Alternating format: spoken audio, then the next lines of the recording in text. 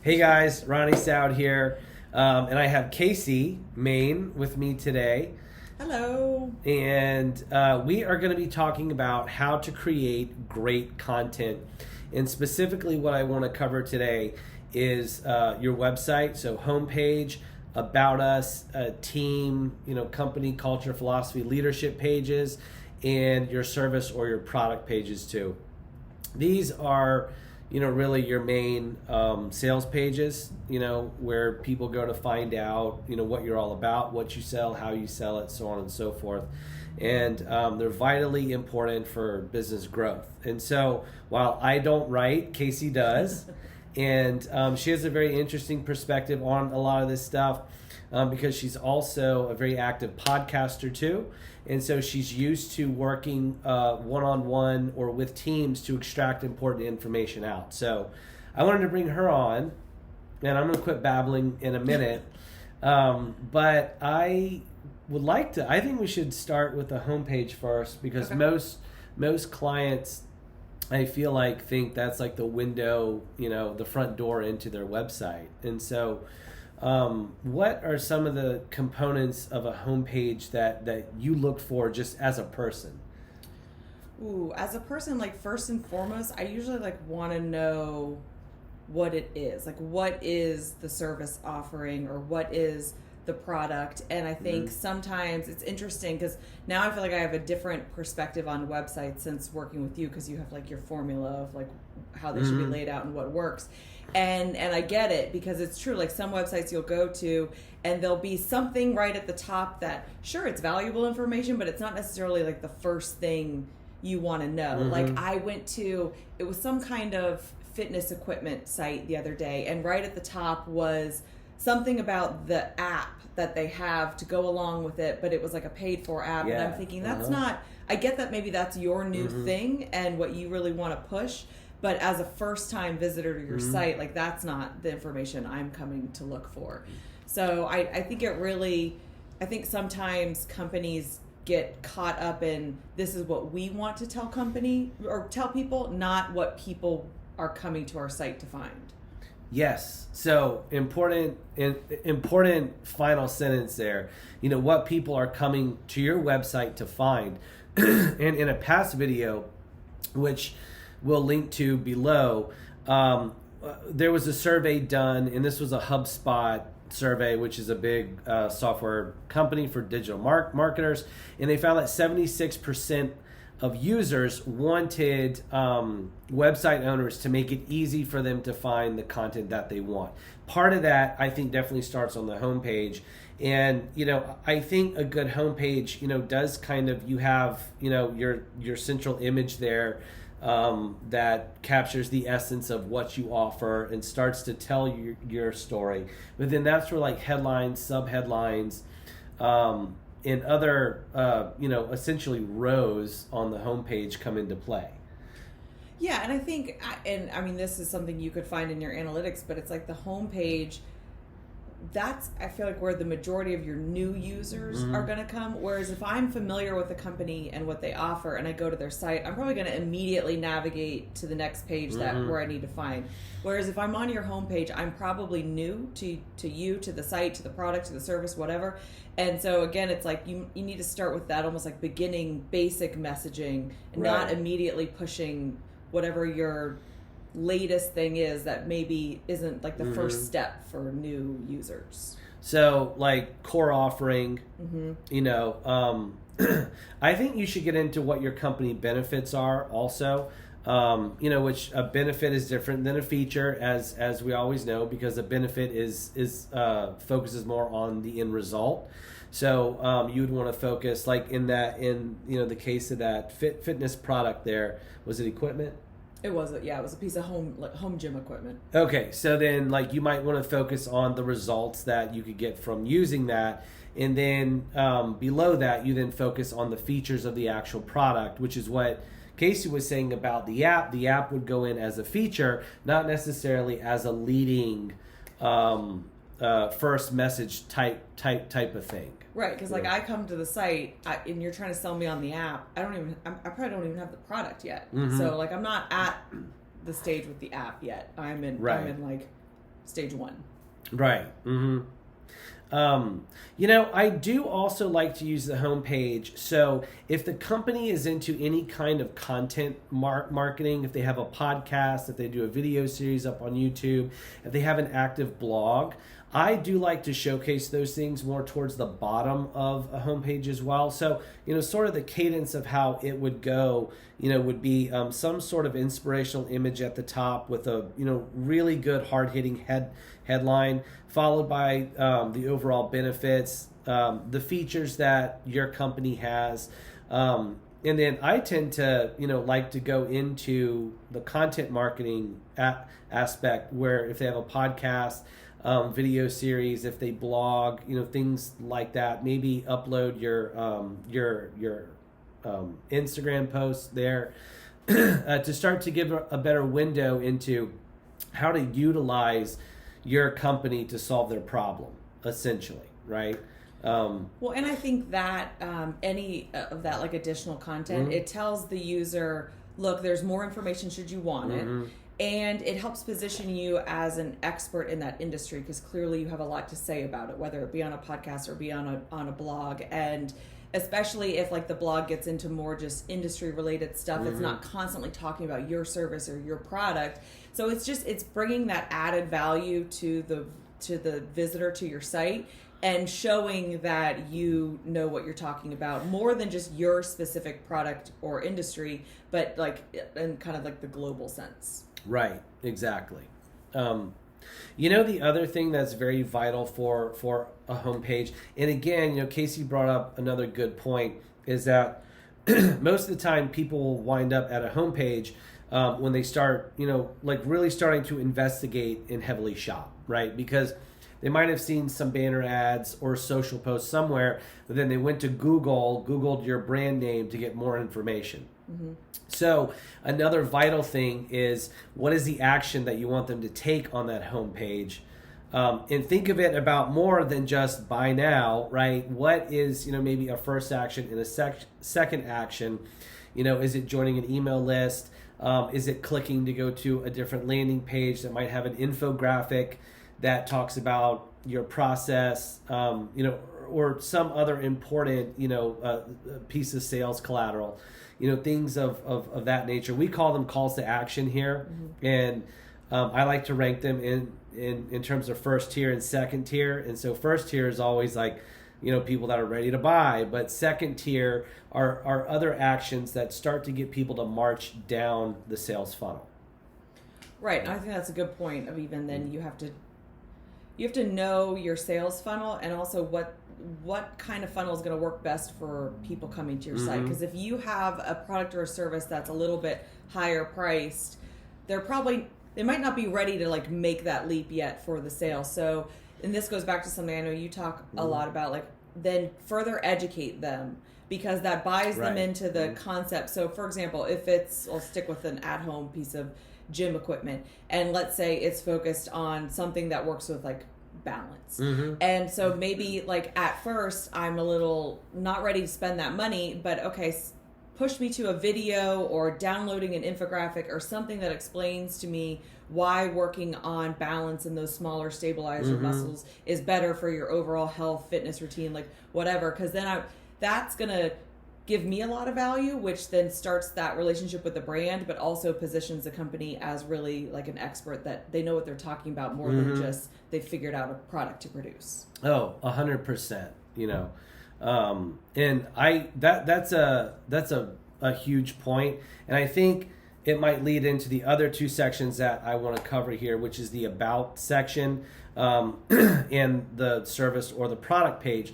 So let's tackle the about section first. So typically that deals with company philosophy and culture and also your team and your leadership pages. Most people, when I walk into a meeting for the first time, most clients don't realize that the about section of their website is the second most visited pages, only next to the home page, almost always being number one. So this information is wildly important. And I think you will have a very good window into this, which is, what should you put on like a team bio, but also how do you extract some of the information to make a team philosophy and culture page?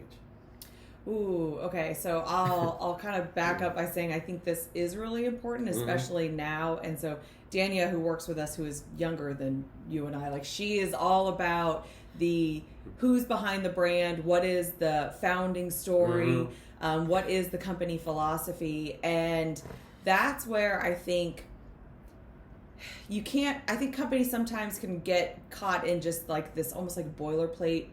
We're focused on great service and providing whatever. Right. And as soon as anyone reads that at this point in time, like we've read that 18 million times with just every company that's had a website since websites became a thing. Those of us who can remember that. And so it's like we want to see something different. Like we want to know who you really are. So, I mean, you have to know that first as a company, but then you've got to be able to communicate that in a way that is like real and fits your brand. And I mean, honestly, the best way I've found to do that is like I usually, if I'm writing that kind of copy for somebody, like I need to interview them. Like I need to talk to the founder of the company, the head of the company, and it just gets into asking those deeper rooted questions. Not like what do you do, but why do you do what you do? How do you do it? Like what's important like to your culture and your employees beyond the product? And I mean, that's just, again, it builds that relationship. I think it's super important to the younger generations those coming up. Like they want to know who's behind a brand and they want to know your philosophy because that also ties to the quality of your products. So like I think of skincare products and I try and use everything that is just more natural, doesn't have a bunch of crap in it, you know, sustainable, organic, all that kind of stuff because I'm putting it on my face.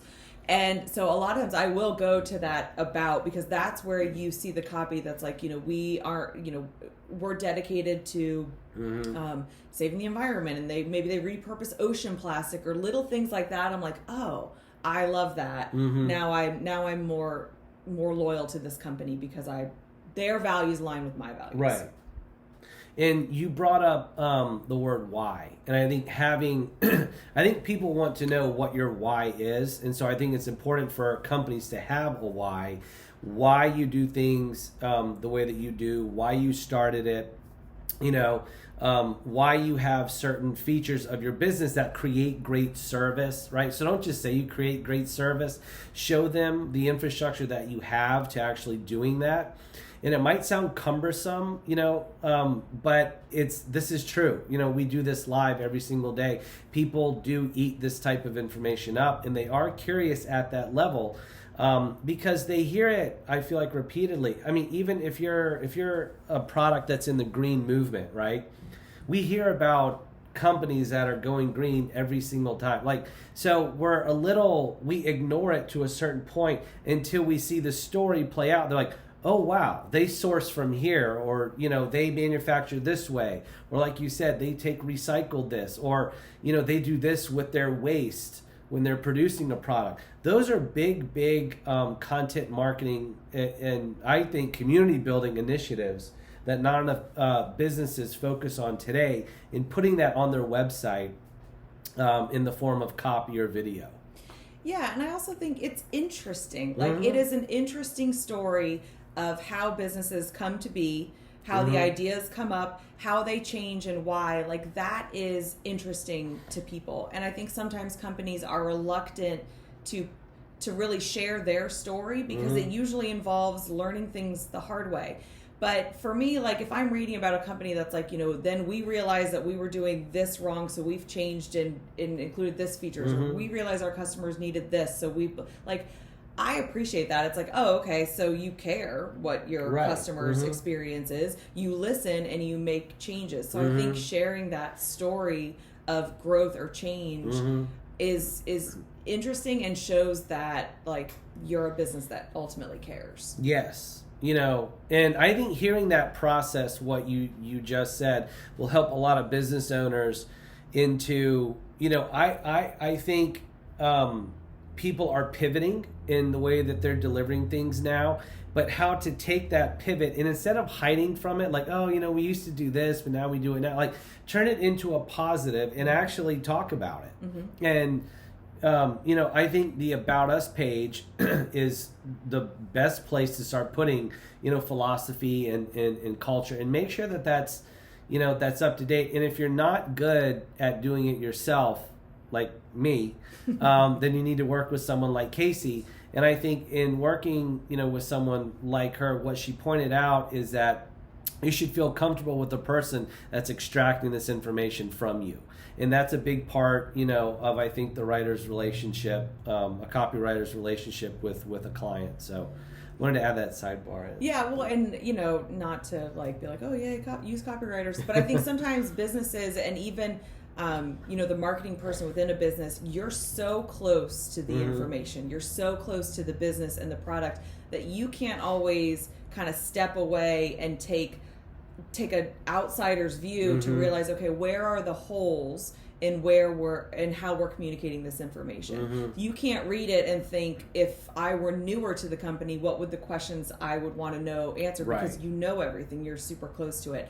And so that's why I think it's helpful to have an outside perspective come in and ask those questions, because it can surface information that might be really valuable to your potential customers that you never thought of, because it's just like second nature information to you.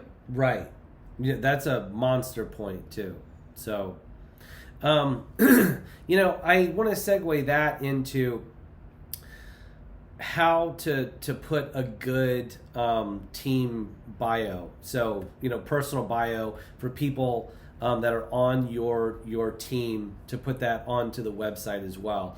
Because we talked about sort of a central theme of what your about your company philosophy and culture page should be about. Some of those things I feel like should be exuded onto the bio pages too. I think that really depends on your company and your culture. Like if you are, I don't know, if you have kind of a more casual and fun culture, and your team has they all have like unique interests and and they're okay sharing all that, then share that. If that doesn't fit, or that doesn't fit everyone on your team, then don't force it because you think that's like a fun marketing idea. Because if you're not being genuine to your brand, like the website visitors pick up on that very much so. So it's like you have to know your brand and your voice, and then stick to that. Stick to what's true for you, not try and go with whatever fad might be out there, because that just it just falls flat. I think that's something that's rampant in our industry. Marketing agencies, they try to get way too cute with who the people inside are. And, if you think our clients are coming to us because they want more business, they're not necessarily interested that you have 2 cats and you love pickles. And so, I love pickles, but that's not on my profile page, because that information doesn't fit the vibe of what I'm going for here with my company and what I want my clients to know about us. And so right, and I think there can be a time and place for that kind of information. Place, and it ties into a bigger strategy. So you want your website to have a certain vibe, voice, and serve a certain purpose. Maybe your social media is where you get a little bit more fun and show behind the scenes stuff and whatever, because you're thinking there's maybe a little bit of a different audience of who's visiting our social media than who's visiting our website. Right. So I think sometimes, I don't know, it comes down to planning and being intentional about, okay, this is our voice, this is our brand, this is what we want to accomplish with our website. Same exercise for social media. I think so too, and that's probably a topic that we'll cover in a later video, I think. But, you also have to think about the access points with which people are using to come into the website, which I think is a good jumping off point to start talking about your service pages or your product pages, which are 2 areas that I personally focus a lot of time on with clients and give a lot of ideas and suggestions for. As you know, as a core philosophy here at Sal Marketing, we believe 50% of the success equation comes from the traffic coming into the site. The other 50% of that success equation is the website, the experience, and the content that you have on your service pages to actually sell and connect with users. So both sides of that coin are equally important. And I do want to talk about service pages with Casey, because we do have a little formula here, but it's something that I find repeatedly they're too thin. They don't answer enough questions. Most of the time when clients come here and they've plateaued or they're underperforming, yes, there's things we can do with their ad accounts to bolster that and to improve them, but also the website experience is very much lacking.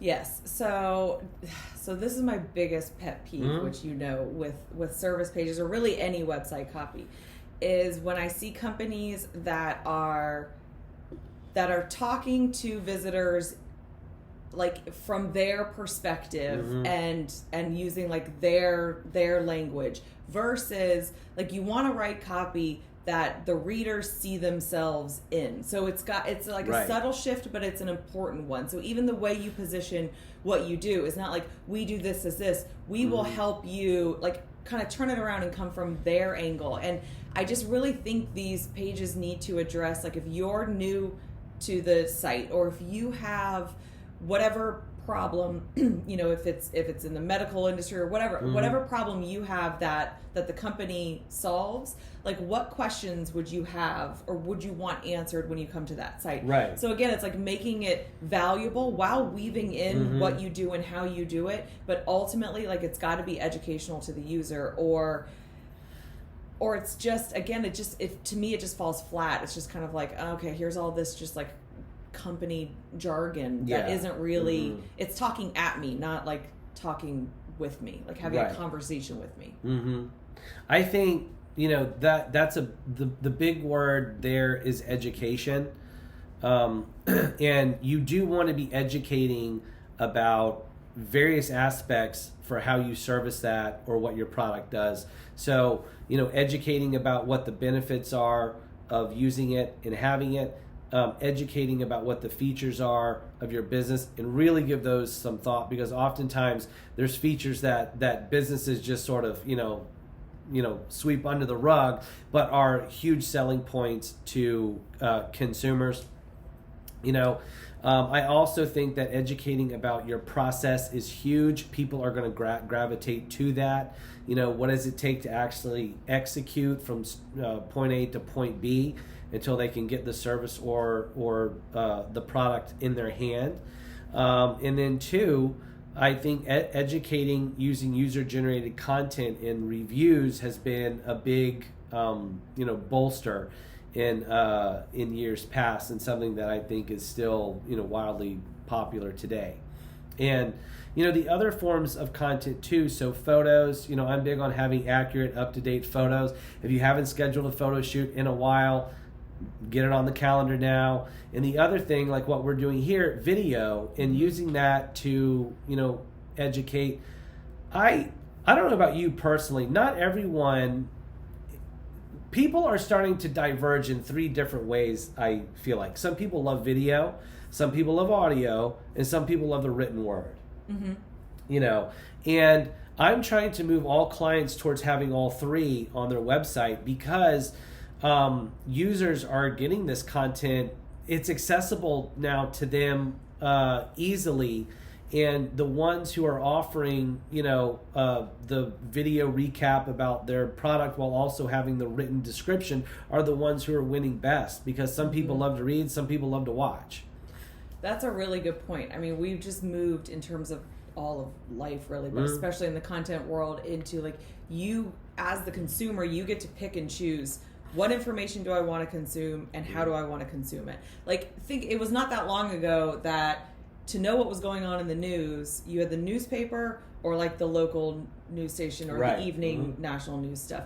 Now there's podcasts, there's websites that are super niche. So like people are used to getting their way with how they want to consume information. So yeah, if your website can give, and your overall digital marketing strategy can kind of give all those different options, it's a better catch-all because you're putting information out there in the various ways that people might want to consume it. And I will say, in terms of reading, like we do not have attention spans anymore. People do not read, and that's why if you look at any of the popular sites and stuff out there, it is all about listicles, subheadings, bullet points. Like if you've got large blocks of copy, like people are not gonna read it. I do it myself. I go to a website and I'm like, I can't read all of this, and I'm a writer.